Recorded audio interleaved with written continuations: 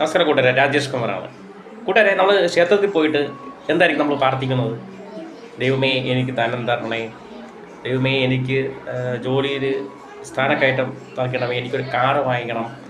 അങ്ങനെ നമ്മൾ ആഗ്രഹങ്ങളാണ് ദൈവത്തിനോട് നമ്മൾ അർപ്പിക്കുന്നത്. ഒരു കാരണവശാലും അങ്ങനെ പ്രാർത്ഥിക്കേണ്ട ആവശ്യമില്ല. അമ്പലത്തിൽ ചെല്ലുക, ഭഗവാനെ എനിക്ക് ധനവും സന്തോഷവും ആരോഗ്യവും ആയുസ്സും സൗന്ദര്യവും സകല ഭാഗ്യങ്ങളും എനിക്ക് നൽകണമേ.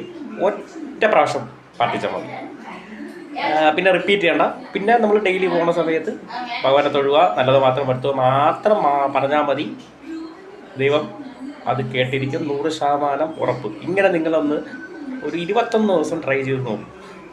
അതിനുള്ള ഫലം നിങ്ങൾക്ക് ഉറപ്പായിട്ടും 100% കിട്ടിയിരിക്കും. ഓക്കെ, അതായത് ദൈവമേ എനിക്ക് ധനവും സന്തോഷവും ആരോഗ്യവും സർവ്വ ഐശ്വര്യങ്ങളും എനിക്ക് നൽകണമേ. ഒരു കാരണവശാലും അവന് പണി കൊടുക്കണം, അല്ലെങ്കിൽ അവനിങ്ങനെ സംഭവിക്കണം. ഒരിക്കലും നെഗറ്റീവ് പ്രാർത്ഥന ക്ഷേത്രത്തിൽ പോയിട്ട് പ്രാർത്ഥിച്ചാൽ അത് നിങ്ങൾക്ക് ഓപ്പോസിറ്റ്, നിങ്ങൾക്ക് തന്നെ അത് തിരിച്ചു കിട്ടും. Okay, thank you.